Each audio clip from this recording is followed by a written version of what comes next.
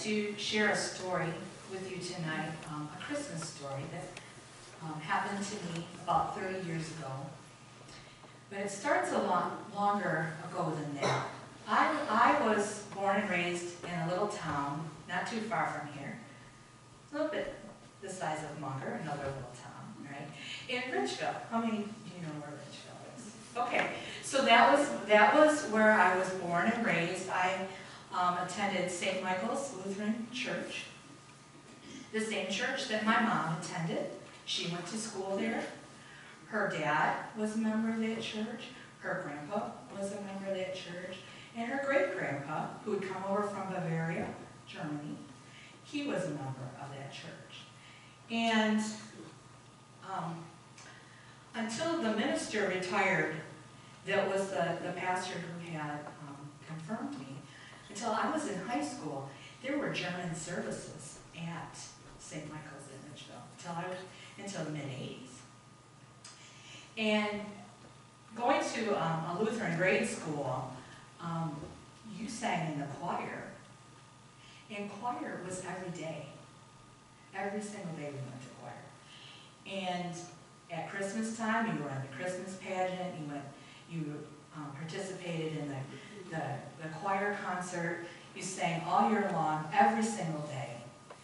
And singing was just a part of my life from little on. And then, when I went to college, I went to Delta College for 2 years. I worked full-time, I went to school full-time, and the new pastor there said, "Cece, I would like you to consider becoming the leader of a new ministry that we want to start here, a clown ministry group." And I was working full-time, like I said, going to school full-time. I never had heard of clown ministry group. So of course I said, yes. Yeah, I'll do that. How nice of you to ask me.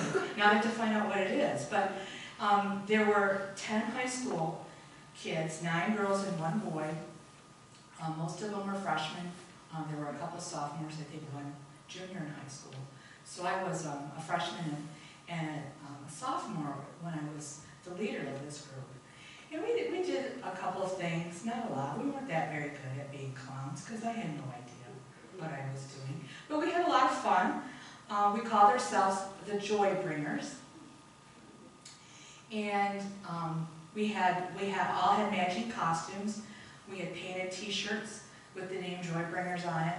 Our moms made us shorts. One side of the shorts was blue polka dots and the other side was red stripes. And I had a pink curly wig. And one of the most memorable things that we did as this clown ministry called the Joy Bringers is the kids wanted to go Christmas caroling at the hospital one year. And I said I didn't, because I love singing, didn't get to do it very much in college anymore. And so we went to St. Mary's in Saginaw. It was probably the 2nd or the 3rd floor, I don't remember that detail, but we decided that we were going to take sheets with us with songs on it that we knew, and we were going to ask people every time we got to their room if they had a request. So I had talked to the kids and I said, I would like you, when we get to the room, to say, "Hi, we're the Joy Bringers from St. Michael's Lutheran Church. We'd like to sing a Christmas carol to you. Do you have a request?" And inevitably, they asked for a song that was on our sheet. And we knew by heart, always verse 1. Sometimes we had to look at verse 2, maybe verse 3. But we knew all of them, and the kids were very excited. We just walked from room to room, and they're like, "Wow, we know every song. They're asking us for all the songs on our sheets."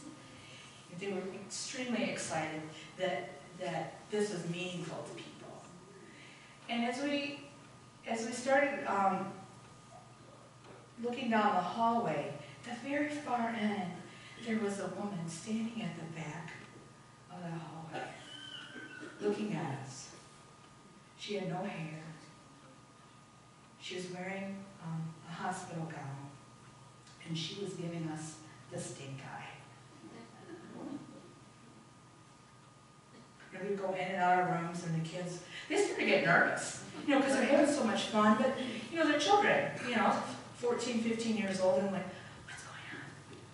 What, you don't think she likes clowns? No, a lot of people don't like clowns, I don't know, can't read her mind. And then we get closer and closer, and every time we come out of our room, stink eye. And finally, when it was our turn to go into her room, she was not out in the hallway. She had gone into her room, and we walked into the door, and I had never seen a hospital room like this before. It had gold metallic wallpaper. It had a couch with throw pillows. It had a 4-poster wooden bed. It was a beautiful hospital room. And she's on the bed, giving us this thing. And the kids said to me, I don't want to ask her what song she wants. You're going to have to do it, Stacy. Hi. We're the Joy Bringers from St. Michael's Lutheran Church in Ridgeville. We would like to sing you a Christmas carol. Do you have a request? Well, I do, but I'm sure you don't know it. And I don't know if you remember back in the day, and some of you won't remember, K-Tel Records used to have advertisements on TV. Do you remember K-Tel Records? And they would have a listing of all the songs on their record. And one of the songs that used to come up on their Christmas record every year, Good King Wenceslas. And I thought, every year, what is that song? And I thought right at that moment, she was going to ask us to sing Good King Wenceslas. And I'm like, dear Lord, please do not have her ask us to sing Good King Wenceslas. And she said, I want you to sing Silent Night in German. And all the kids went, and I said, and a one, and a two. And we started singing, Stille Nacht, Heilige Nacht. And her mean, ugly expression changed to meaner and uglier. And we got done singing. Of course, we knew it by heart. It was not in our books, by the way. We did not put that in our book. And she said, I didn't think you'd know that. I'm like, well, it's a German Lutheran church, and so she was pretty angry. And I'm like, Merry Christmas. And as we turned to walk out of her hospital room, there was a woman standing at the door, and I don't know, she was maybe in her 60s, and she said, I just heard you singing Silent Night in German. Could you come to my husband's room and sing that to him? I'm like, of course. Now that we know it, And so we did the same thing. We kept walking in and out of rooms, asking what people wanted to hear. And now we have someone else looking at us every time we walk in and out. But now there's this anticipation. When are they going to get to my husband's room? And he was actually the last person, because we went counterclockwise. He was the last room. And we walked in there, and he was asleep. And he was the first patient, believe it or not, in that whole floor that was hooked up to every machine imaginable. And so everybody else, they were awake, they wanted this song, they wanted that song, they sang along with us, they were happy. And now we've been asked to sing for someone who is asleep, and you can hear the beeping noises, you see he's got the oxygen. And I was 19 years old, and I gotta tell you, I was frozen. I didn't know what to do. And his wife said, go ahead and sing. So we did. We started singing.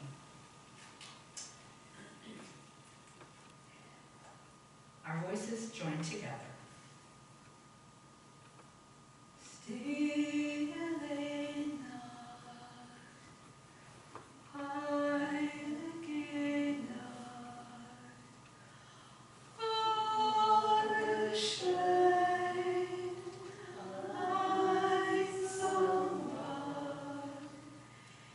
as we sang, with his eyes closed, he started to mouth the words with us. Lord, dost thou take our heilige heart? And tears started to fall from his eyes. Old and nothing lacking in heart. And then we started to have trouble singing because our hearts and throats were constricting.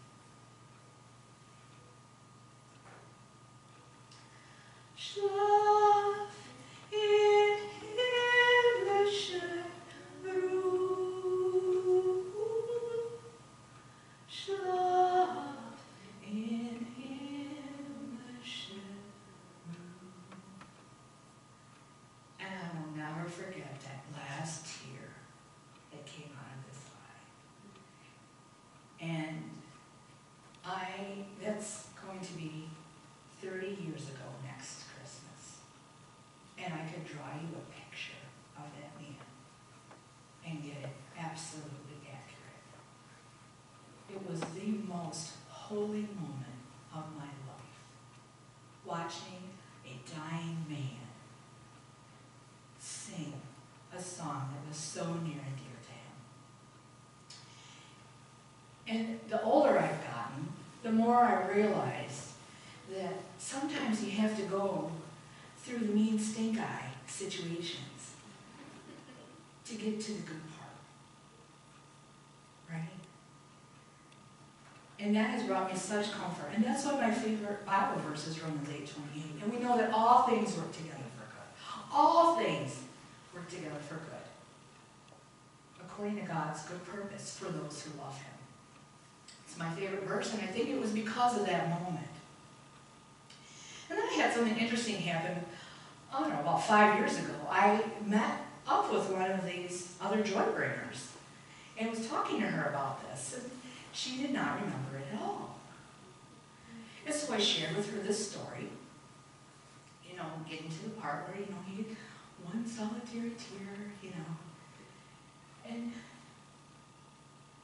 I got done with the story, and she tilted her head. She went, "I like your hair! It's so cute!" And I said, "Thank you. I don't have many good hair days, ladies. I gotta take the compliments I can get." But, and I have contemplated, not her response, but I've internalized her response to that story.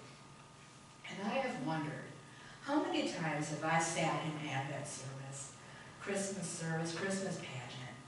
I've heard the story of Jesus. I've heard about his birth. And I'm thinking, I forgot to get the sour cream for that recipe, for the dip. What am I making for dinner? Is someone going to buy me the Pentatonics Christmas CD? And I wonder if God ever looks at me after I've heard the story of Christmas and really wonders, why isn't she getting it? Why isn't she taking the time to really ponder these words and understand everything I did for her? Why is she thinking about sour cream and dip? And so I want you to listen to the Christmas story right now and just be amazed by it. Because I want you to understand that a timeless God created time. A he did it when he created the heavens and the earth, and one day and night passed. And he filled this universe and this earth with all sorts of amazing things. Have you ever seen shows on Netflix about weird animals? I've watched them, and they're incredible. I'm like, really? These things exist? They're just plain weird. And he created them. But then, he did something very, very incredible at the end of his creation. He made a human being. And what he did with this human being is he breathed his very breath into him, giving him a soul. And then he created a helper for him. These two people were called Adam and Eve. And God said, this timeless being said, you can do whatever you want. I love you. I'm in a relationship with you. But please don't do this one thing over here.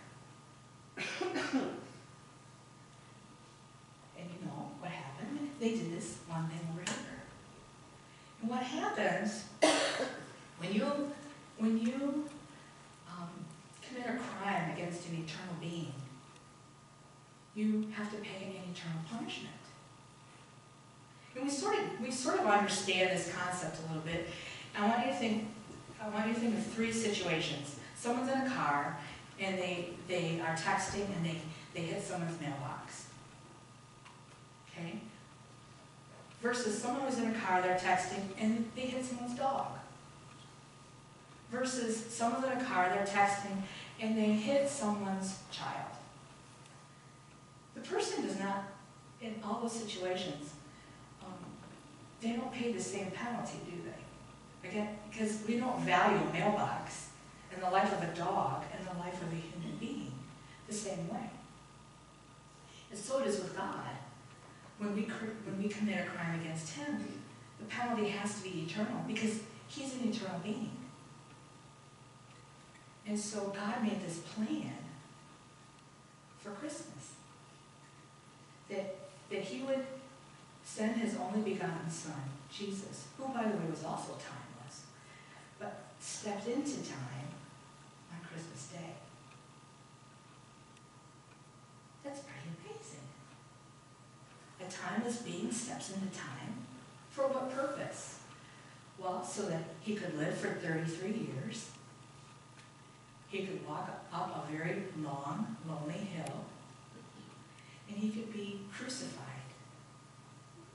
And he could die.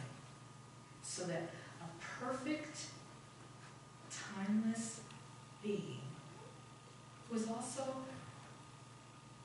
fully man could pay the penalty for our sins so that we would not have to pay an eternal price. So what's the catch? We just have to believe it. We just have to believe that God did all this Christmas Day for us. Forget about it. And we do need to thank it. And forget about the sour cream. And I just encourage you this Advent season to not get to the end of December and say, you know, I just didn't feel like Christmas this year. I don't know why. Maybe there wasn't enough snow. Maybe there was too much snow. I just didn't feel it this year.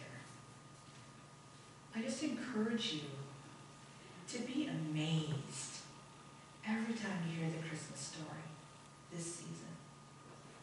Just be amazed. Because there is nothing better than this beautiful story of redemption through this little baby who's fully God, fully man. Will you just pray with me right now, please? Lord God, I ask that you keep our attention focused on you this Advent season and all you accomplished through your Son, Jesus. Help us to sit back and relax and not stress about the things that just are not important, but help us to focus fully on you and all you accomplished through your only Son, Jesus. Please ask that you would draw us closer to you and to our families this season, to our faith families, and that at the end of December, we look back and we say, wow, God, this was an amazing Advent, an amazing Christmas. Thank you for everything you accomplished for us. And that when we get there to the new year, we look back and we can say, you are amazing, God. And we're just so grateful for all you've done.